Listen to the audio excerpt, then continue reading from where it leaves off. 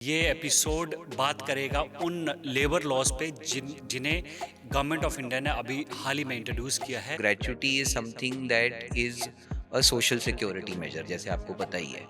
यानी in hand salary जिसको बोलते हैं वो कम होने वाली है। मैं आपको बताता हूँ कैसे कम हो रहा है। वो जो गैप है वो अल्टीमेटली इनके अकाउंट में ही जा रहा है एक तरीके से। तो 2 महीने के बाद आप पीएफ विड्रॉ कर सकते थे, बढ़ाकर 1 साल कर दिया है। Loses its significance as social security measure and becomes a salary. 4 नए कानून आए हैं, इनसे गिग वर्कर्स की लाइफ कितनी बदलने वाली है। महिला को अगर मैटरनिटी का बेनिफिट चाहिए तो चलो देर आए दुरुस्त आए, at least with the labour codes this is a definitely a step in the right direction. We were lagging in this. Every director who is considered to be in day-to-day control of the company and every other person can be held accountable.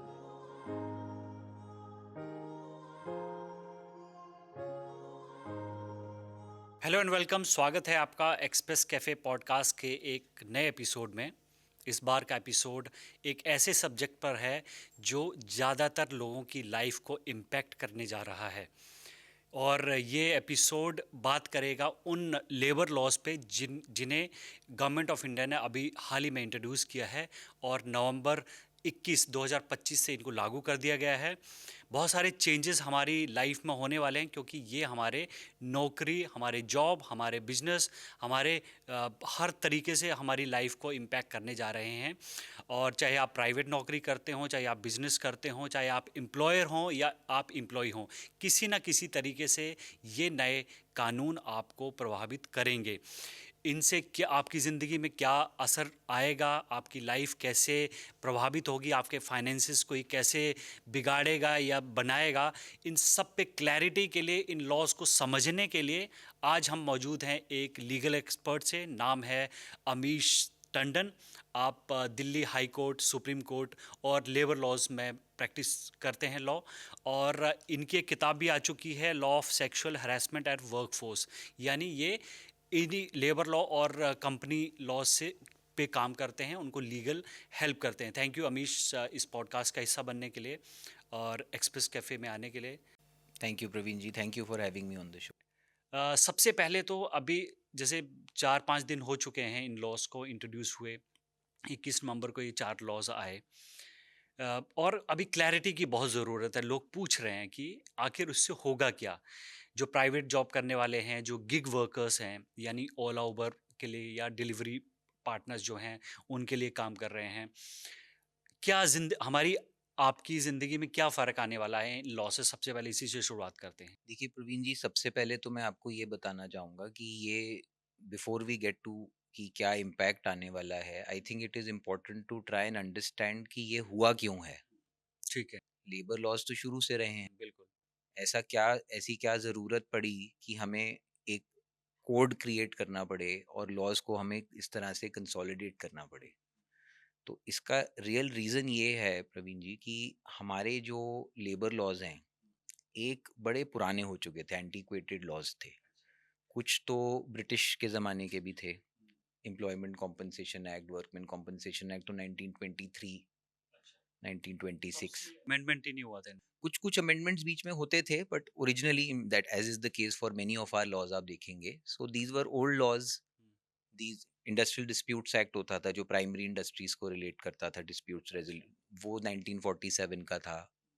State insurance act थी हमारी, employ state insurance act, वो 1948 की थी। Employees provident fund act वो भी 1952 की थी। So over the years ये जब लॉज तब बनाए थे उस जमाने की वर्कफोर्स को नज़र में रख के बनाए गए थे। एज यू आर अवेयर, हमारी the workforce has also changed over the years.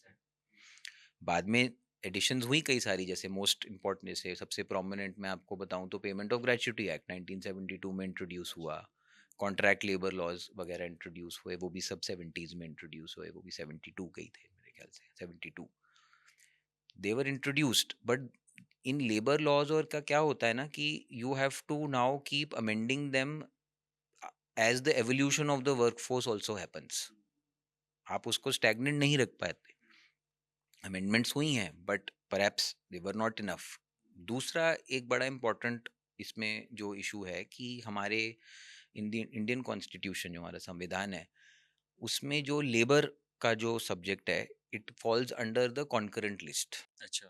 3 list होती है, स्टेट लिस्ट जनरली आपको बताऊँ, central list, state list, concurrent list. तो लेबर लॉ आता है कॉन्करेंट लिस्ट से। उससे क्या इम्पैक्ट होता है? उससे ये होता है कि सेंट्रल लॉज़ भी बन सकते हैं इस पे और स्टेट्स भी अपने-अपने लॉज़ बना सकती है। तो उसकी वजह से हमारे देश में ऑब्वियसली अब हर स्टेट अपने स्टेट के हिसाब से, लोकल कंडीशंस के हिसाब से कई लॉज़ बनाती थी। हुँ। Not all of them were consistent, uniformity तो नहीं थी। उसकी वजह से हुआ क्या कि this resulted in too many labour laws. Bengal का अपना है, दिल्ली का अपना है, पंजाब का अपना है, हरियाणा का अपना है। इस तरह की कुछ सेंट्रल लॉज भी हैं जिसमें स्टेट्स ने अपनी अमेंडमेंट्स भी की हुई हैं। कुछ लोकल स्टेट लॉज है, जैसे शॉप्स एस्टेब्लिशमेंट्स एक्ट अगर मैं आपको बताऊं सबसे prominent, every state in India अच्छा। Has its own shops and establishments act. It conditions of work and service को रेगुलेट करता है। फॉर एग्जांपल मैं आपको बताऊं तो इससे क्या हो गया था कि लॉज एक तो बहुत सारे हो गए, तो एक तो there was anywhere need for overhaul, there were too many of them। और तीसरा क्या हुआ, जो what I really understand is that over the last, after in fact maybe 2000s and onwards में जो workforce evolution हुआ है वो बहुत fast हुआ है। आज कहा जा रहा है कि 140 करोड़ जो हमारी पॉपुलेशन है उसमें 65% of our population is under 35, यानी बहुत मैसिव वर्कफोर्स इंडिया में क्रिएट हुई है। तो वो आप कह रहे हैं कि उसको रेगुलेट करने के लिए, उसको स्ट्रीमलाइन करने के लिए करेक्ट, एक रेगुलेट स्टेट। दूसरा एक्चुअली कंडीशंस ऑफ वर्क बहुत चेंज हुए। एक टाइम था, आप देखेंगे कि नाइट शिफ्ट्स का कोई कॉन्सेप्ट नहीं होता था इंडिया में। अगर आप मतलब not too long ago also, ऐसा नहीं है। अब नाइट शिफ्ट्स, अब आप देखेंगे आईटी सेक्टर आया, कॉल सेंटर आया, आईटी सेक्टर केम इन, तो नाइट शिफ्ट का कॉन्सेप्ट शुरू हो गया। नहीं तो पहले कहाँ होता था? मेरे को याद है इवन इन दोज टाइम्स जब ये कॉल सेंटर का कॉन्सेप्ट आया था for the first time, so employers and lawyers were very puzzled कि अब इसको हम अपने लॉज में कहाँ फिट करें, क्योंकि वो कंडीशंस थे ही नहीं। अच्छा, कॉल सेंटर में female workforce is also there, male workforce is also there, so अब how do you regulate it? Exactly. So काफ़ी वो, दूसरा जो अब बहुत सिग्निफिकेंट जो मेरे ख्याल से कोविड की वजह से ज़्यादा प्रोमिनेंट हो गया, वो हमारा वर्क फ्रॉम होम है। जो मेरे ख्याल से किसी भी, in fact globally also before Covid, I don't think there was any labour law in the world which even discussed or spoke about the concept of work from home। तो अब ये भी कॉन्सेप्ट आ गया, तो अब आप इसको कैसे अलाइन करेंगे अपने लेबर लॉज के साथ में, वो भी एक बहुत बड़ा सवाल उठ गया। तो there were a lot of reasons for, और यूनिफॉर्मिटी तो जो मोस्ट इम्पॉर्टेंट था ही, कि एक यूनिफॉर्मिटी ही नहीं, बिकॉज हर स्टेट, हालांकि अभी भी आयरनिंग ऑफ द क्रीजेस अभी भी बाकी है, बट यूनिफॉर्मिटी का लैक था, क्लैरिटी का लैक था, एंड कंसिस्टेंसी का भी लैक था। और ये तीनों चीज़ें नहीं थी। तभी आप देखेंगे कि 29 laws have been consolidated into 4 codes now. एक नंबर मैं पढ़ रहा था कि इस इन नए लेबर लॉज में 1228 सेक्शंस को दे बिन रिड्यूस टू 480। 1436 रूल्स को रिड्यूस करके 351 कर दिया गया है। 84 रजिस्टर्स को 8 बना दिया गया है। 31 रिटर्न्स को सिंगल रिटर्न में कन्वर्ट कर दिया गया है। 4 लाइसेंसेस को 1 में कर दिया गया है और 65 सेक्शंस को डीक्रिमिनलाइज किया गया है। यानी गवर्नमेंट की ये कोशिश है कि कहीं न कहीं स्ट्रीमलाइनिंग की जाए, ईज़ ऑफ डूइंग बिज़नेस को लेकर, और क्लैरिटी जो है लेबर लॉज़, वो clear intention government. Clear intention आ रही है, क्लियर। तो जैसे आप देखेंगे इस गवर्नमेंट का वैसे भी काफ़ी फोकस रहा है on A consolidation and B decriminalisation, obviously for a ease of doing business, that was in fact, and obviously for more for better clarity, मतलब इट्स नॉट। ठीक है अमीश, उन सारी चीज़ों में हम बाद में चलते हैं। सबसे पहले डिस्कस करते हैं कि एक कॉमन मैन, मैं, आप या कोई और जो कहीं ना कहीं जॉब करता है, कहीं ना कहीं एक एम्प्लॉयमेंट से जुड़ा हुआ है, चाहे ऑर्गेनाइज सेक्टर में हो या अनऑर्गेनाइज सेक्टर में। पहले ऑर्गेनाइज की बात करते हैं। जैसे मैं हूँ तो मेरी लाइफ में क्या क्या फ़र्क आएंगे। ग्रेचुटी को लेकर एक बहुत बड़ा डिस्कशन चल रहा है, तो ग्रेचुटी को लेकर क्या चेंज आया है, ताकि दर्शक भी समझ सकें उस चीज़ को, क्या चेंज आया है ग्रेचुटी को लेकर। मेरे ख्याल से is one of the more prominent changes in this labour code. आपको जैसे पता होगा कि अभी तक ग्रेचुटी कैसे चलता था, अभी तक ग्रेचुटी ऐसे चलता था कि एक एम्प्लॉई को 5 साल काम करना होता था। Obviously there were some rules which said कि 4.5 से भी अगर आप निकल गए तो वो राउंड ऑफ, हाँ, तो वो राउंड ऑफ हो जाएगा। वो ग्रेचुटी रूल्स 1971 के ही थे जो ये कहते थे। बट ब्रॉडली अगर मैं आपको बिल्कुल वैसे बताऊं तो 5 साल आपको काम करना है, continuous service. Only then will you be entitled to gratuity. और आपको मिलता था again 15 days pay multiplied by the number years of service.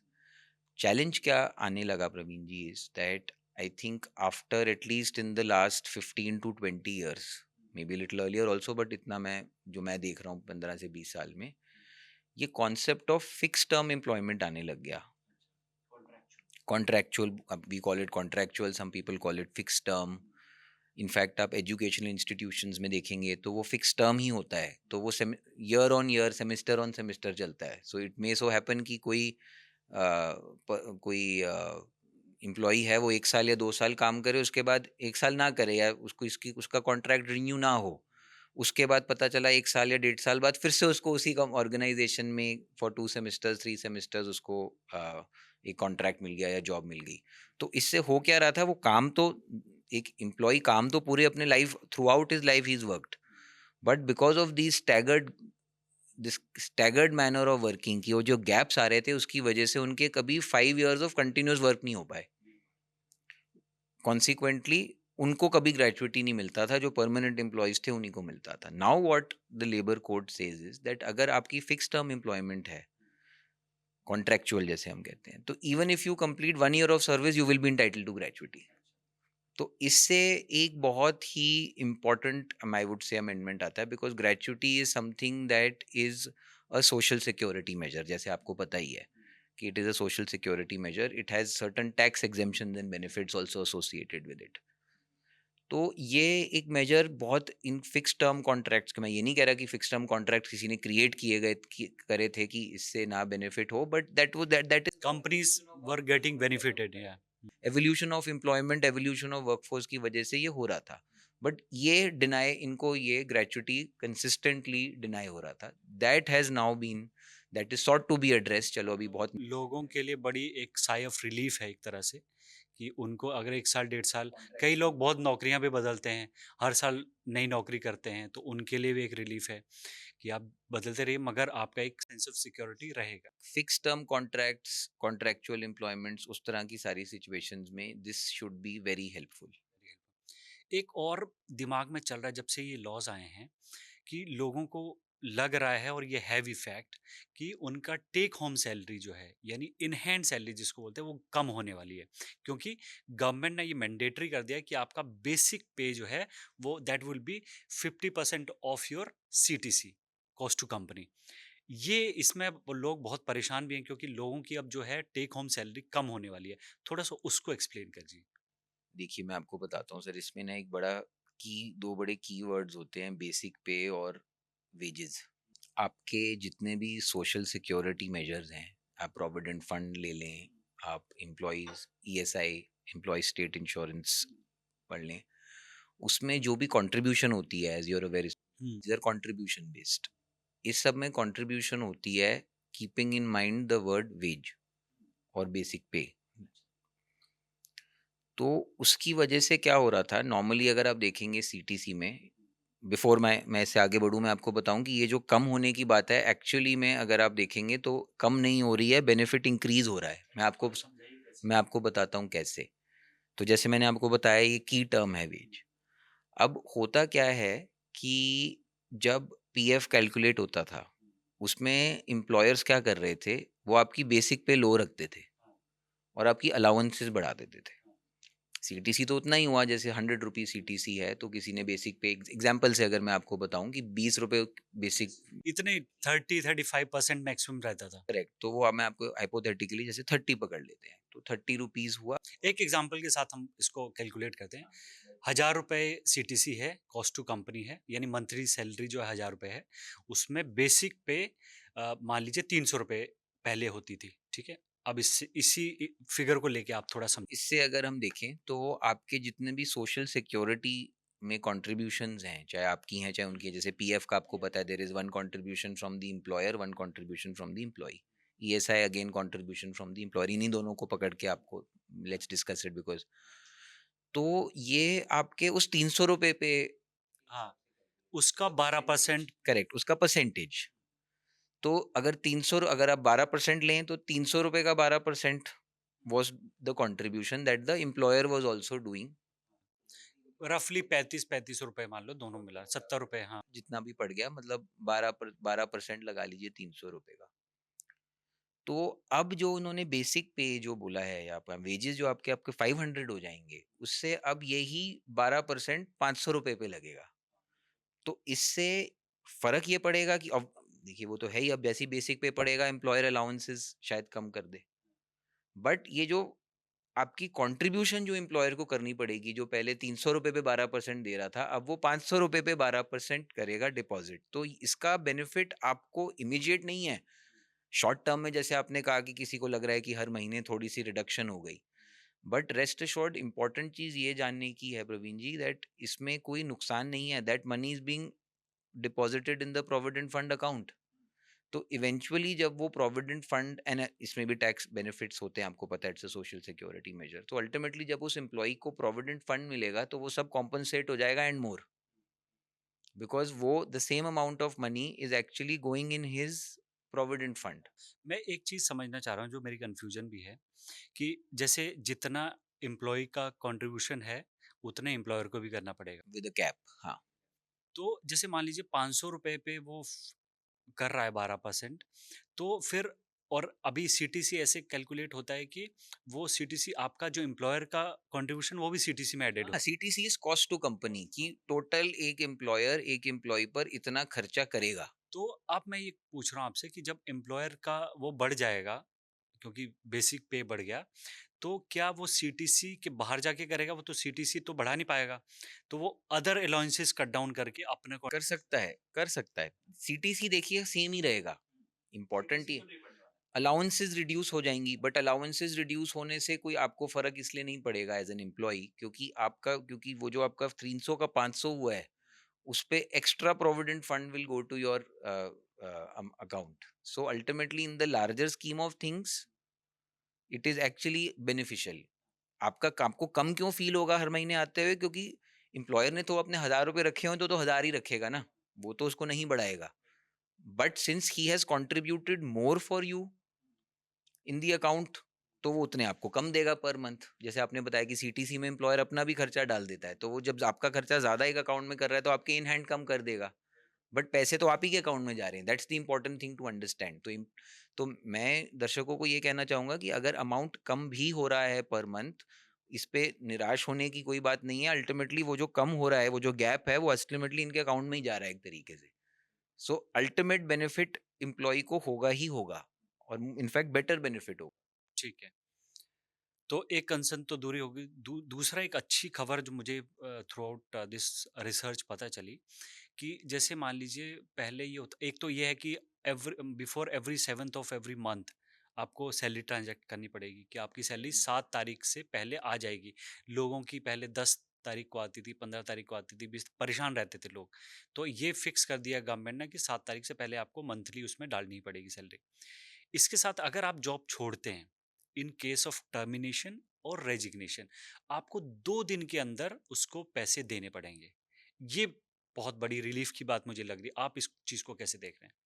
पहले इसका फुल एंड फाइनल बोल के वो 45-45 दिन तक रोक के रखते थे। देखिए वो आज भी, in fact this is one thing that employers will have to now revisit and re-evaluate, क्योंकि आज भी अगर हम फुल एंड फाइनल की बात करें तो इनफैक्ट मोस्टली जो हम कॉन्ट्रैक्ट्स देखते हैं, they are all the employer likes to keep, आप 45 डेज की बात कर रहे हैं, कुछ केसेस में employers like to keep 60 days 60 days, हाँ। More also, depending, I mean I am not saying वो कि कांस्टेंट है, बट ये एक प्रैक्टिस रही है, and this has been mostly in the organise sector also, specially in the case of private employment तो बिल्कुल रही है ये, कि आप कॉन्ट्रेक्चुअली अग्री कर लेते हैं कि भाई इतना फुल एंड फाइनल का टाइम होगा, टेन्योर होगा, उससे अल्टीमेटली यस एम्प्लॉय का हम बिल्कुल लॉस तो हम कह ही सकते हैं कि लॉस होगा, क्योंकि 60 days he may have to wait for 60 days may be more in some cases. That timeline reduction will certainly help the employee. ये जो समय का वो हुआ है कि आपको अब तो बिल्कुल ही you should have, if he is leaving you should have the money ready, तो उससे एम्प्लॉयज को सर्टेनली एक फायदा है, उनको एक बेनिफिट है। और एक चीज़ पीएफ को लेकर है। एक तरफ गवर्नमेंट ने पिछले कुछ महीनों में पीएफ ट्रांज़ैक्शन को लेकर, पीएफ विथड्रॉल को लेकर रूल्स बहुत ईज़ी कर दिए कि आप एटीएम की तरह जाके निकाल सकते हैं एंड ऑल। अ, मगर अभी मैं देख रहा हूँ कि उसमें अब पहले 2 महीने का था कि आप अगर अनएम्प्लॉयड हैं, तो 2 महीने के बाद आप पीएफ विथड्रॉ कर सकते थे। अब उसको बढ़ाकर 1 साल कर दिया है। इस चीज़ को लेकर लोग बड़े कंसर्न्ड हैं कि यार, एक तो बंदा अनएम्प्लॉयड है, उसको पैसे की ज़रूरत है और आपने 2 महीने से बढ़ाकर टाइमलाइन को 12 महीने कर दिया। इस चीज़ देखिए मैं आपको बताऊं तो provident fund was always suppose to be, जब हम प्रोविडेंट फंड देखते हैं उसको हम एक सोशल सिक्योरिटी मेजर की तरह देखें। हम उसको जो आप 2 मंथ्स और 12 मंथ्स की जैसे बात कर रहे हैं, माई अंडरस्टैंडिंग इज दिस कि the idea is to ensure कि वो एक अमाउंट आपका रिटेन रहे।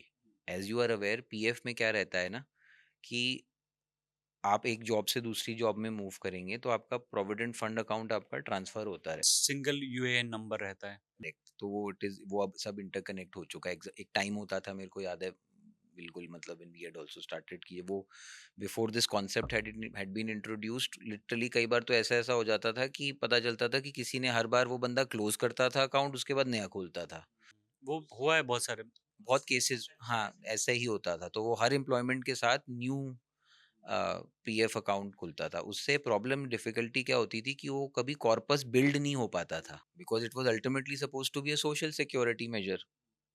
तो जब आप प्रोविडेंट फंड अमाउंट जल्दी निकाल लेते हैं, it is a loss to the employee because he is losing an opportunity to build a corpus. So जब ये 12 मंथ्स की बात करी है, the idea is to keep the amount and rest assured, ये हम as in a short term अगर हम टाइम पीरियड में देखें तो हमें प्रोविडेंट फंड आज भी बहुत लोगों को प्रोविडेंट फंड की अहमियत इन देयर 60s ही जाके पता चलती है या 50s में ही जाके पता चलती है, बिकॉज तब तक the amount is of course the corpus is growing. हम इसको आई थिंक समवेयर कहीं ना कहीं हम उसको अपनी सैलरी की तरह समझने लग गए थे। एग्ज़ैक्टली। तो गवर्नमेंट ने कहीं न कहीं उसी को कंट्रोल तो करने की कोशिश की मेरे है। को ऐसा लगता है, that seems to be my understanding, that perhaps the endeavor of the government is to ensure that it is viewed and seen and utilized as a social security measure rather than salary। जब आप किसी को ATM की तरह निकालने का option देंगे, so ultimately rest assured वो तो उसको सैलरी की तरह ही देखेगा, वो हाँ, तो मतलब सोशल आजकल सिक्योरिटी। लाइफ़स्टाइल भी लोगों का ऐसा हो गया है कि उनको कैश की ज़्यादा ज़रूरत है। तो तो लोग पीएफ को तो वो PF loses its significance as social security measure and becomes a salary। So maybe perhaps in my understanding that seems to be this seems to be an effort to try and curb that practice। Okay. दूसरा मैं जानना चाहता हूँ कि ये जो gig workers हैं, ये तो हमारी सैलरीड लोगों की बात हो गई। अभी जो बहुत एक ऐसी वर्कफ़ोर्स इंडिया में तैयार हो रही है हर शहर में, जहाँ आपको फूड डिलीवरी से लेकर ओला, उबर, बाइक चला रहे हैं लोग, है ना? तरह-तरह की गिग वर्किंग कर रहे हैं और ये एक अलग इंडस्ट्री डेवलप हो रही है। इनके लिए अभी तक कोई ऐसा प्रोविज़न कोई कुछ था ही नहीं। इन लॉज़ से ये जो 4 नए कानून आए हैं, इनसे गिग वर्कर्स की लाइफ़ कितनी बदलने वाली है, वो थोड़ा-सा उसके बारे में बताइए? देखिए सर, ये जो प्लेटफॉर्म वर्कर या गिग वर्कर जैसे हम इनको बुलाते हैं, अभी तक तो this was perhaps the most unregulated sector of the workforce. I can safely से कि ये मोस्ट अनरेगुलेटेड था। मोस्ट क्या कहें, शायद अनरेगुलेट फुली ही अनर आप इसको फुली अनरेगुलेटेड ही समझें आप। और ये काफ़ी टाइम से, जैसे आपने करेक्ट बात करी कि बिल्कुल ठीक कहा कि वो बिल्ड हो रही है। आज की डेट में फूड एग्रीगेशन, कैब एग्रीगेशन, हर एरिया में एग्रीगेटर्स हैव कम एंड बहुत ही ज़्यादा वर्कफोर्स इस लाइन में डेवलप हो चुकी है। तो अभी तक तो ये लोग एक, अब कोई इनको इंडिपेंडेंट कॉन्ट्रैक्टर बताता था, different aggregators use different terms for their gig workers. कोई कहता है कि हम कोई कोलैबोरेटर्स कहते हैं, कोई कहते हैं कि कोई पार्टनर्स कहते हैं, कोई जैसे इंडिपेंडेंट कॉन्ट्रैक्टर बुलाते हैं। आइडिया ये था, ये सब वर्ड एक्सप्रेशंस क्यों यूज होते थे Praveen ji? Because they wanted to distance themselves from them in terms of an employment relationship. Exactly. तभी आप इनको इंडिपेंडेंट कॉन्ट्रैक्टर बुला लीजिए। अब जब आपके मन में इंडिपेंडेंट कॉन्ट्रैक्टर आता है या प्रमोटर या पार्टनर आता है, तो आप एम्प्लॉय तो कभी आएगा ही नहीं। And they were operating also as such, so it was a very loose based, loose gap type of a relationship, commercial relationship. तो इनके पास तो कोई सिक्योरिटी मेजर नहीं था। नाउ विद दिस लॉ, हालांकि it remains to be seen ये कैसे करेंगे, कि अब ये एक फंड क्रिएट करने की बात कर रहे हैं, वेर इन 1 to 2%, अप्रोक्सीमेटली 2 ही है मेरे ख्याल से, 2% will be deposited in these funds for the benefit of these gig workers. अब ये गिग वर्कर, अब आइडिया तो ये है कि सोशल वेलफेयर मेजर्स के लिए, इंश्योरेंस पर्पसेस के लिए, कोई एक्सीडेंट हो गया, health insurance etcetera, so this money will be utilised towards these gig workers. Objective क्या है? It is like a message to, in my understanding, it is like a message to the aggregators कि आप अपनी workforce को पहचानें और अपनी workforce के लिए कुछ कंट्रीब्यूशन करें जो अभी तक आप नहीं कर रहे थे। Ultimately aggregator business works on these workforce, this type of workforce. तो this is in my understanding a message to the aggregator sector that they must take some measures in the interest of their gig workers. So this is one step, initial step in. It is a, yes, बिल्कुल absolutely step in the right direction. It is the first step. अब like जैसे आपने, जब हम शुरू कर रहे थे पॉडकास्ट, आपने कहा नया है, अभी नेसेंट है, तो अभी जैसे ये चीज़ मैं इनफैक्ट सबको ही कह रहा हूँ कि अभी टाइम विल टेल कि कैसे इवॉल्व होता है। अभी तो इट इज़ जस्ट, आप लगा लीजिए 1 हफ्ता हुआ है इसको, this is a 1 week old law. Please थोड़ा मुझे बताइए कि दुनिया के दूसरे देशों में गिग इकोनॉमी और ये जो गिग वर्कर्स हैं इनको लेके बेस्ट प्रैक्टिसेस क्या क्या हैं? जैसे हम लोग यहाँ पर अनरेगुलेटेड, आपने भी कहा कि अनरेगुलेटेड 100% अभी तो, दुनिया के दूसरे देशों में क्या इनको लेकर कोई कानून बने हैं, इस तरह की और प्रैक्टिसेस हैं जो कि इंडिया रेप्लिकेट कर सके? कंट्रीज, इनफैक्ट ये जो मेजर आया है, this is, one can say that this is derived or this is inspired from these global practices. It is not there in every country, but in some countries you have this mechanism. ये जो funds in place का concept है जो हम introduce कर रहे हैं, this is in fact in some European nations it is there. अच्छा। And again वहाँ भी, क्योंकि ये जो गिग वर्कर्स और ये है, ये ग्लोबल फिनोमिनन, न्यू फिनोमिनन ही रहा है। So I think everybody is to come up to speed, but I think अगर हम इस साइड ऑफ द वर्ल्ड में देखें, I think within the Asian subcontinent maybe we are perhaps the first. अच्छा। I cannot give you with exact figures, I can't confirm that, but yes, some European nations have introduced this concept. तो मेरे हिसाब से ये जो इन्होंने introduction करी है, step in the right direction and seems to be inspired from some best foreign practices in this, global practices. एक और चीज़ जो पॉजिटिव मुझे चेंज लग रहा है कि इसमें एक प्रोविज़न आया है कि अपने पेरेंट्स इन लॉज़ को, की फैमिली को आप इंक्लूड कर सकते हैं अ, अपने इसमें ईएसआईसी में या इंश्योरेंस में। इसको लेके थोड़ा-सा क्लैरिटी दीजिए कि आपकी क्या अंडरस्टैंडिंग है? इससे क्या फ़ायदा होगा? As मैं आपको बताता हूँ, employee state insurance is really what, as the term suggests, it's an insurance. अभी तक क्या था कि इंश्योरेंस सिर्फ लिमिटेड नोटिफाइड एरियाज में ही एप्लीकेबल थी। इट इज स्टेट इंश्योरेंस, तो ये बेसिकली वही वाला काम करती है। हेल्थ, मेडिकल, किसी का डिमाइस हो जाए, किसी की डेथ हो जाए एट वर्क, किसी को इंजरी हो जाए एट वर्क, तो वो उसको इंश्योर करती थी।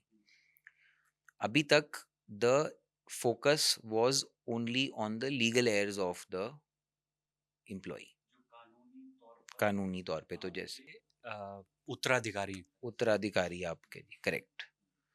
तो उन लीगल एयर्स जो हैं, उत्तराधिकारियों पे ही फोकस था कि भाई अगर कुछ हो जाए, so only the legal heirs was were to get the benefit of ESI. अब इन्होंने ये वाले जो आपने अमेंडमेंट बताई, पेरेंट्स को, इन लॉज को ऐड करने की, इसका स्कोप बढ़ा दिया है।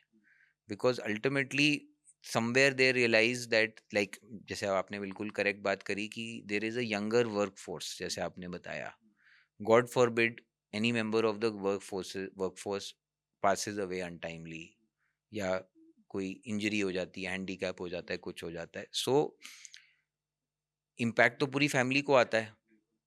So it is in recognition of that they have introduced this concept of permitting other heirs or nominees also within the family as beneficiaries, कि केवल उत्तराधिकारियों को ना देखें बट उनके अलावा जो इमीडिएट फैमिली ही है. मेल एम्प्लॉयज़ की बात की है स्पेसिफिकली, तो एक एग्जांपल के साथ आप मुझे समझा सकते हैं? जैसे मान लीजिए कोई लेडी है, कोई वीमेन है, वो कहीं वर्किंग है और उसके साथ इस तरह का मान लीजिए होता है, तो वो अपने इन-लॉज़ को वो कर सकती है या अपने पेरेंट्स को कर सकती है? मतलब ये क्लैरिटी मुझे नहीं मिल पाई इससे। या मैं जैसे हूँ मान लीजिए, तो मैं क्या अपने इन-लॉज़ में अपने इन-लॉ जो फ बेसिकली कॉन्सेप्ट ये है सर कि अगर मैं बिल्कुल हुँ, इसको सिंपल टर्म्स में बनाऊं, दैट दे हैव, इसको हम नॉमिनीज बुलाते हैं कि हुँ, किसको आप नॉमिनेट करते हाँ, हैं. पहले नॉमिनीज लिमिटेड थे, हुँ, अब नॉमिनीज का स्कोप बढ़ गया है. आप अच्छा, इन लोगों को भी बना सकते हैं, इट इज नॉट हाँ, मैंडेटरी, ऑप्शनल है। It um, is optional. So um. Basically they have improved increase the scope of nominees. हुँ, आप इसको तो बस पहले इसको आप ये कहना चाह रहे हैं कि जैसे मान लीजिए मैं मैरिड हूँ और मैंने अपनी वाइफ़ को नॉमिनी बनाया या अपने पेरेंट्स को बनाया। तो अब मेरे पास ये फ्रीडम है कि मैं अपने इन-लॉज़ में भी किसी को बना करेक्ट, आप सकता हूँ। अपने नॉमिनेशन को, पहले ऑप्शन ही नहीं था। पहले नहीं था ऑप्शन, पहले ठीक इट है। वाज ओनली लीगल एयर्स, उत्तराधिकारी. In fact to be very candid, um, पहले पेरेंट्स का भी नहीं था. हुँ, पहले सिर्फ वाइफ, चिल्ड्रन, वाइफ़ और बच्चों का था। बच्चों का. बिकॉज अगर हम हिंदू सक्सेशन एक्ट पढ़ें, हिंदू हुँ, सक्सेशन लॉज पढ़ें, तो वो हुँ, उनके हिसाब से जो लीगल एयर्स की हुँ, मूवमेंट है उसके हिसाब से होता था. अच्छा, तो इसमें पेरेंट्स नहीं होते थे पहले? ओरिजिनली नहीं थे, हुँ, बीच में they added, now they have sorry, हाँ, नाउ दे हैव इम्प्रूव्ड और इंक्रीज्ड इट फर्दर. इन-लॉज़ भी कर दिए। आइडिया बेसिकली यही है सर. अगर मैं मतलब अगर if I try and see कि what I am, because like हमने डिस्कस किया, हम भी अभी समझ रहे हैं कि um, what was the exactly purpose हाँ, of um, making various changes and um, introductions. तो from what I understand, the idea was to expand the scope, um, exactly. कि स्कोप एक्सपैंड किया जाए um, when it comes to beneficiaries of um, state insurance, जो हुँ। हमारा ESI है, employ state insurance. एक चीज़ और जो मुझे देखने में मिली इसमें ये था कि जो शॉर्ट टर्म कॉन्ट्रैक्ट थे या जी. शॉर्ट टर्म एम्प्लॉयमेंट थी, उसके या सीज़न के हिसाब से जो काम होता था, उसमें कोई भी आपको ऑफ़र लेटर या इस तरह का एम्प्लॉयमेंट लेटर नहीं मिलता था। अब गवर्नमेंट ने ये मैंडेटरी कर दिया है कि आपको अगर छोटी से छोटी टर्म के लिए आप किसी को एंगेज कर रहे हैं एम्प्लॉयमेंट में, तो आपको ब्लैक एंड व्हाइट में देना पड़ेगा। कितनी बड़ी हेल्प मिलेगी और आए दिन तो एडवोकेट हैं, आप इस तरह की लीगल केसेस डील भी करते हैं कि किस-किस तरह की क्लैशेस और किस-किस तरह की लोगों के बीच में कन्फ्रंटेशन होती रही है अभी तक, जिससे क्लैरिटी अभी इसके बाद मिलेगी आपको? देखिए सर, ये मैं आपको ये सीजनल वर्कर्स और ये हुँ, फिक्स टर्म और शॉर्ट टर्म का मैं आपको हिस्टोरिकल कॉन्सेप्ट बताऊं. हमारे बहुत सारे जो लॉज हैं, जो रहे हैं बिफोर द लेबर कोड, अगर मैं बात करूं, उसमें कई लॉज ऐसे रहे हैं कि they get triggered only when a person has worked in the company और organisation for a certain number of days in a year. Very very basic मैं आपको बताऊं तो जैसे मटर्निटी बेनिफिट एक्ट है. जो मैटरनिटी बेनिफिट एक्ट था, उसमें एक महिला को अगर मैटरनिटी का बेनिफिट चाहिए, तो उसको कम से कम इन द प्रिसीडिंग ईयर और गोइंग बैकवर्ड्स, उसको एटलीस्ट 80 कंटिन्यूअस वर्किंग डेज काम करना था उस ऑर्गेनाइजेशन में, विदाउट विच मैटरनिटी बेनिफिट का बेनिफिट नहीं मिलता. Just to give you one example. Similarly, जब हम रिट्रेंचमेंट की बात करते थे, छँटनी की बात करते हैं। हाँ, हुँ, छँटने की बात करते थे, हुँ, इंडस्ट्रियल डिस्प्यूट्स एक्ट जो हुँ, हमारा 1947 का था, उसमें for various type of benefit, जैसे हम रिट्रेंचमेंट देखते थे, ये हुँ, देखते थे, हुँ, उसका बेनिफिट भी उसी को मिलता था. हुँ, उसका बेनिफिट किसको मिलता था? जिसने पिछले प्रीसीडिंग 240 डेज़ काम किया होता था. अच्छा। उसका मेथड था, obviously there was a mechanism which was hmm, provided कि आप हॉलिडेज़ उसमें इंक्लूड करेंगे हुँ, वगैरह, तो हुँ, 240 डेज़ उस हिसाब से कैलकुलेट, तो मोटा-मोटा मैं समझूँ तो 8 महीने लगा लीजिए. अच्छा। तो अगर आपने 8 महीने इन द प्रीसीडिंग ईयर काम नहीं किया है, तो हुँ, आपको रिट्रेंचमेंट कॉम्पेंसेशन नहीं मिलेगा. नहीं मिलेगा, अच्छा। Just to end hmm, similarly मैं आपको 2 उदाहरण जैसे मैंने दिए. हुँ, तो ये एम्प्लॉय अब जब ये सीज़नल वर्कर्स की हम बात करते थे, हुँ, या जिनको हम एम्प्लॉयमेंट कॉन्ट्रैक्ट्स या फिक्स टर्म कॉन्ट्रैक्ट्स की बात करते थे, कि without a written um, document, हुँ, तो उसमें आप असेस ही नहीं हो पाता था. हुँ, कि भाई इनके 240 दिन कब हुए, कैसे हुए। अच्छा। कुछ लोग क्या करते थे, बीच-बीच में एम्प्लॉयमेंट कॉन्ट्रैक्ट्स देते थे, बीच-बीच में ब्रेक्स क्रिएट कर देते थे। हुँ, इस पे इनफैक्ट मैं आपको बताऊँ 70s और 80s में काफ़ी लिटिगेशन, काफ़ी हमने व्हाइल एडवाइजिंग क्लाइंट्स हमने काफ़ी अच्छा। जजमेंट्स देखी, हुँ, वेयर ये निकल के आता था कि एक पर्सन, जैसे मैं आपको उदाहरण से बताऊँ तो हुँ, एक पर्सन था, जो एक कंपनी में 25 साल से काम कर रहा था हुँ, या 20 साल से काम कर रहा था, um, for example very um, hypothetically, um. और वो फिक्स टर्म कॉन्ट्रैक्ट्स में ही काम कर रहा था। अच्छा। तो उसको 3 महीने के कॉन्ट्रैक्ट दे के कम से कम आप लगा लीजिए 100 बार उसका कॉन्ट्रैक्ट रिन्यू किया ओह! और बीच में गैप्स क्रिएट करे। हुँ, आइडिया ये था कि हम इसका जो मिनिमम थ्रेशोल्ड है वो हुँ, अचीव ही ना। हुँ, तो बीच में इनफैक्ट जजमेंट्स भी आई थी जिन्होंने कहा कि अगर ये छोटे-छोटे गैप्स होते हैं, ये एम्प्लॉयर का डिज़ाइन होता है हुँ, कि किसी तरीके से बेनिफिट हुँ। ना दिया जाए के लिए, तो हम इसको ऐसे नहीं कंसिडर करेंगे, हम इसको कंटिन्यूअस ही करेंगे। एक कॉमन प्रैक्टिस अभी ये भी रही बहुत सारे एम्प्लॉयर्स की, जो ग्रेच्युटी की बात हमने की कि 5 साल का था थ्रेशोल्ड, तो उसमें क्या करते थे हर 4 साल में उसका एम्प्लॉयर बदल बिल्कुल। देते थे। कंपनी एक कंपनी से दूसरी कंपनी में शिफ्ट कर देते थे, ऐसे घुमाते रहते थे ताकि वो उनको ग्रेच्युटी ही पे ना करनी आपका पड़े। बेसिकली आइडिया वाज़ कि थ्रेशोल्ड्स अचीव नहीं हो हुँ, रहे थे, हुँ, कई इन शार्प प्रैक्टिसेस की वजह से। हुँ, अब ये जब आप मैंडेट, अच्छा, और इसी का अगर हम तो जैसे see we are sitting in a tier 1 city, um, when we go to tier 2, tier 3 cities, हुँ, वहाँ तो सबसे सिंपल तरीका था कि आप कॉन्ट्रैक्ट साइन ही मत करो। हुँ, तो उनके पास कोई एविडेंस ही नहीं है कि उन्होंने एक्स नंबर ऑफ डेज़ आपके साथ आपकी ऑर्गेनाइज़ेशन में काम किया है। हाँ, हाँ, that was the simplest and the easiest way um, to ensure that employees don't get such benefits, हुँ, मतलब फॉर एन अनस्क्रूपलस, मतलब हुँ, जो उस एम्प्लॉयर जिसको बेनिफिट नहीं देना था। हुँ, तो ये वाला जो आया है, अपार्ट फ्रॉम जैसे जनरल पब्लिक कह रही है कि मतलब when you see amongst law जैसे ट्रांसपेरेंसी हो गई है, मैंने कहा हुँ, बिल्कुल ठीक है, ट्रांसपेरेंसी हुई है, बेटर हुँ, है, बट इससे ये सब प्रॉब्लम्स आगे को नहीं आएंगी। हुँ, जब आपने मैंडेटरी ही कर दिया एम्प्लॉयमेंट कॉन्ट्रैक्ट, हुँ, आप हमेशा असेस कर पाएंगे कि ये जो पर्सन है कितने टाइम काम आपके साथ करा है, हुँ, और उसके हिसाब से उसके जो भी बेनिफिट्स उसको हुँ, मिलने हैं, um, those will not be deprived um, to him और हर। हुँ, तो ये मेरे ख्याल से is more towards that and कि ट्रांसपेरेंसी इंक्रीज हो जाए। हुँ, एंड जब आप मैंडेटरी कर देंगे तो एटलीस्ट अनस्क्रूपलस एक्टिविटीज जो हम कहते हैं, जो हम हुँ, अभी हुँ, थोड़े उदाहरण में देख रहे थे, शायद that will hopefully be reduced, um. वो कम होनी चाहिए। ओके। एक और चीज़ देखने को मिल रही है अमीश, की एम्प्लॉयर्स के लिए ये मैंडेटरी कर दिया है कि above the age of workers above the age of 40 years with free annual health checkups mandatory कर दिया है। ये कितने बड़ा वो है, क्योंकि आजकल का जो लाइफस्टाइल है और जिन हैजार्डस सिचुएशंस में या जिन मेंटल प्रेशर में लोग काम कर रहे हैं, वो तरह तरह की बीमारियों से भी जूझ रहे हैं और उसमें कोई उनको देखने वाला भी नहीं है। तो ये जो हेल्थ चेकअप आप 40 साल की उम्र से ज़्यादा लोगों का करवाने के लिए मैंडेटरी कर दिया, इससे देखिए, ग्लोबली ये एक प्रैक्टिस रही है। द फर्स्ट, अनफॉर्चुनेटली इंडिया में हाँ, मिसिंग रही। The first country that comes to my mind is Singapore, अच्छा।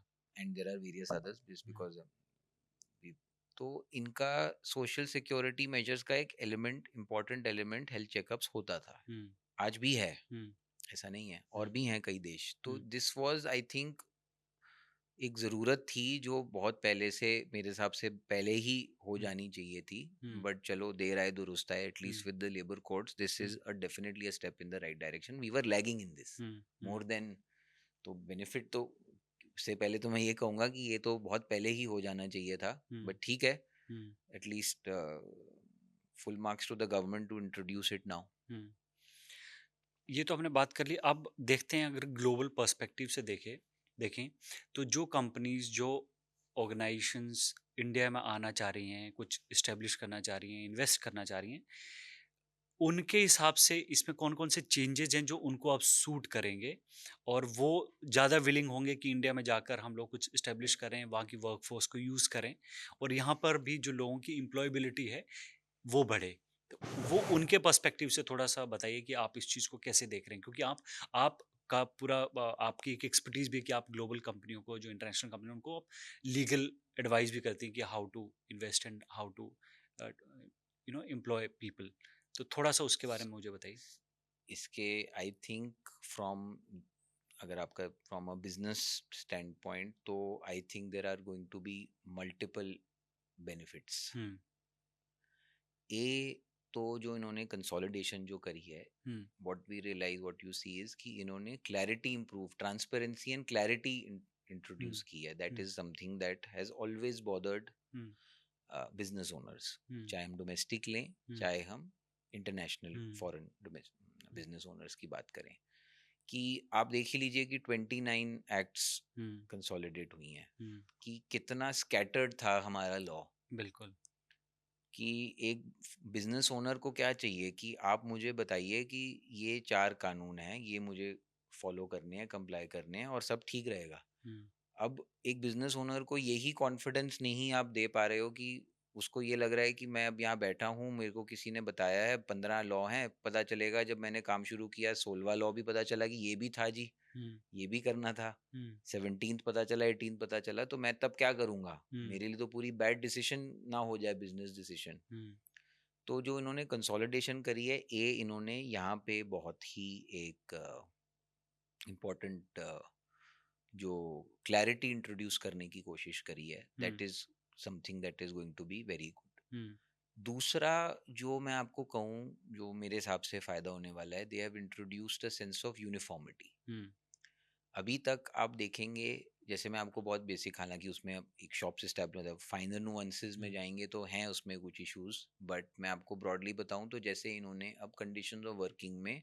हम्म, वर्किंग आवर्स फिक्स कर दी हैं. हाँ, 8 से 12 घंटे ही होगा, 48 घंटे पर वीक. बिल्कुल. 88 48 hours a week, hmm 8 hours a day roughly. Hmm. That is how it is calculated now, with overtime fixed at 2 times. हाँ, ये बहुत इंटरेस्टिंग भी है और बहुत फ़ायदे वाली चीज़ भी है कि अब ओवर टाइम अगर आप 8 घंटे से ज़्यादा काम करते हैं and if you are being asked to do overtime, तो आपको डबल पे मिलेगी, यानी जितना आपका नॉर्मल बिल्कुल वेज है करेक्ट. उससे डबल रेट में करेक्ट. मिलेगा. तो ये सब चीज़ें एक सेंस ऑफ यूनिफॉर्मिटी देती हैं कि अब एक बिजनेस ओनर को, फॉरेन बिजनेस ओनर को ये लगेगा कि मैं कहीं भी ऑफिस खोलूं, हम्म ये लॉज मुझे फॉलो करने हैं and everything will be all right. हम्म तो ये एक बड़ा इम्पोर्टेंट यूनिफॉर्मिटी वाला जो एलिमेंट है ना, कि वो हम्म स्कैटर, क्योंकि इतने सारे लॉज हो जाते थे, स्कैटरिंग इतनी हो जाती थी, तो उनके इंटरनल कॉन्फ्लिक्ट्स हम्म में फंसा रहता था, hmm again adding to the confusion. Hmm that hopefully the labour code will address. हम्म थर्ड जो प्रवीण जी, जो सबसे इम्पोर्टेंट जो मुझे लगता है, जो डीक्रिमिनलाइजेशन एक्सरसाइज हुई है ना, hmm that should be hmm. Very very conducive to business. अच्छा, थोड़ा हमारे, एग्जांपल के साथ बताइए मुझे कैसे. देखिए मतलब एग्जाम्पल तो आपको मैं क्या ही बताऊं, कि आप ये समझ लीजिए कि हम्म अगर मैं बिल्कुल उसमें बताऊं तो even for the minor smallest non compliances, हम्म जैसे आपने मिनिमम वेजेस की, आपने कोई सर्टन कोई कंप्लायंस करनी है, आपने कंप्लायंस नहीं करी, हम्म. उसमें भी इम्प्रिजनमेंट, चाहे कम समय की, वॉज अ अच्छा. So much so. अगर मैं आपको बताऊं तो इन माय फर्म डेज जब हम ड्यू डिलिजेंस वगैरह करते थे, हम्म तो उसमें तो हमें बताना पड़ता था हम्म कि एक कंपनी को हमने एक टारगेट कंपनी पे ड्यू डिलिजेंस करी, देखा उनके एम्प्लॉयमेंट लॉज और उनके लेबर लॉ हेल्थ हम्म क्या है, तो हम्म बड़ी सारी वायलेशंस दिखती थी. हम्म अब some of them were very small violations, hmm but जब हम ड्यू डिलिजेंस रिपोर्ट बना के देते थे, हम्म तो उसमें हर चीज पे इम्प्रिजनमेंट इम्प्रिजनमेंट, तो हमें ही देख के लगता था क्या इस पे भी इम्प्रिजनमेंट है. मतलब सो छोटे-छोटे उल्लंघनों पर भी बिल्कुल जो जो कंपनी का मालिक है वो जेल जा सकता था। तो करेक्ट. इससे बहुत डरते भी थे। बिल्कुल एब्सोल्युटली, हुँ, बिकॉज हमारे देश में क्या है, अगर ऑफेंस एक कंपनी करे, हुँ, तो every director hmm, who is considered to be in day to day hmm, control of the company, and hmm, every other person can hmm, be held accountable. हुँ, तो ये तो हुँ, प्रॉब्लम हुँ, डायरेक्टर्स के लिए और जो डे टू डे फंक्शनिंग वाले लोग हुँ, थे उनके लिए तो थी ही. हुँ, अब इन्होंने जिस तरीके से डीक्रिमिनलाइजेशन की तरफ, which has been the um, government's effort um, in fact, um. हाँ, ये ब जैसे मैंने बताया 25 सेक्शंस को डीक्रिमिनलाइज़ किया है। बिल्कुल यानी उनमें इस तरह से कोई भी criminal finance correct, offence civil नहीं बनेगा। लाइबिलिटीज हाँ, छोड़ दी हैं. That hmm, is fair. अगर हुँ, आप एक नॉन बिल्कुल, बिल्कुल। वायलेशन, यू कांट से कि वायलेशन है तो कोई पेनल्टी नहीं होनी चाहिए, हुँ, सिविल लाइबिलिटी छोड़ दी है. हुँ, बट ये जो इम्प्रिजनमेंट हटाया है, um, that should be very very comforting for foreign businesses. Okay.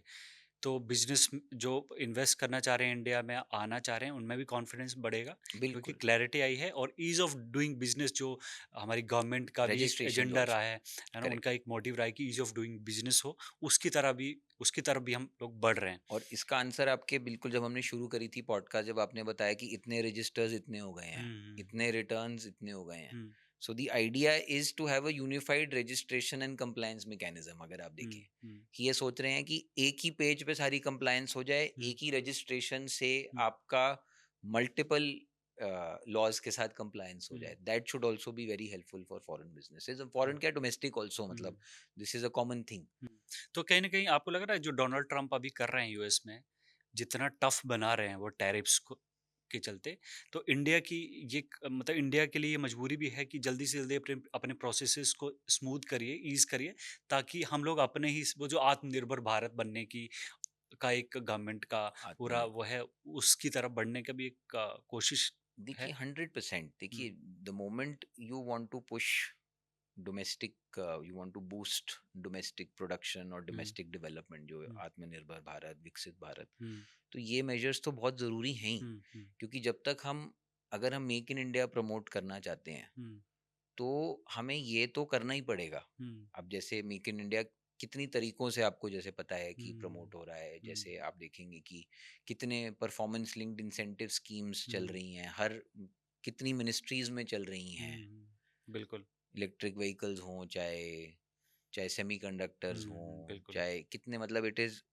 So for all of this you need foreign investment. Hmm, Not only domestic, you need foreign investment, hmm, you need people to set up businesses, you hmm, need, और चलो foreign investment छोड़िए, you need Indians domestic, और us as Indians to establish businesses। हुँ।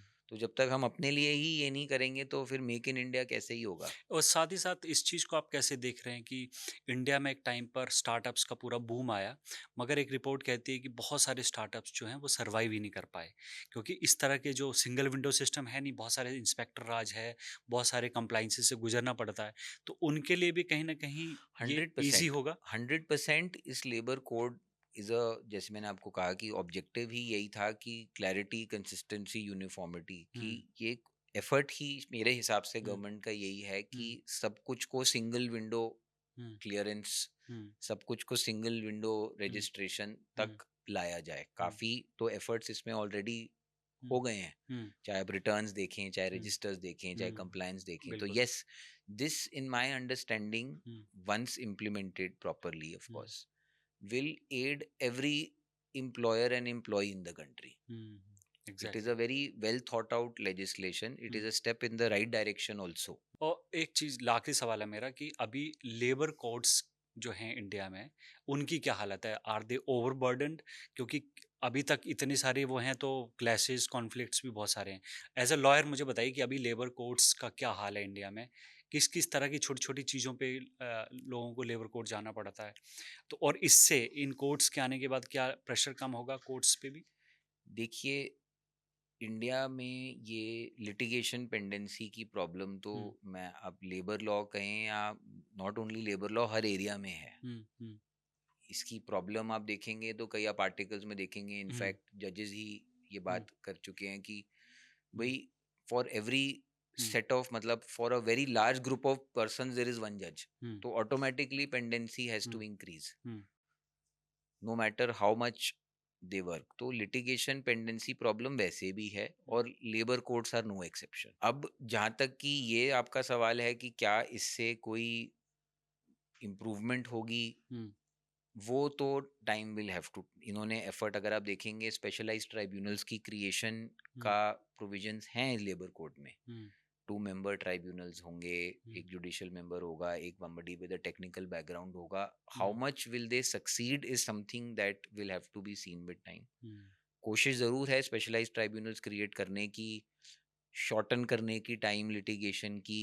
वो हुँ, सब efforts are very very clearly coming out from the labor code, but hmm. time will tell as to whether they really are able to reduce litigation pendency or not.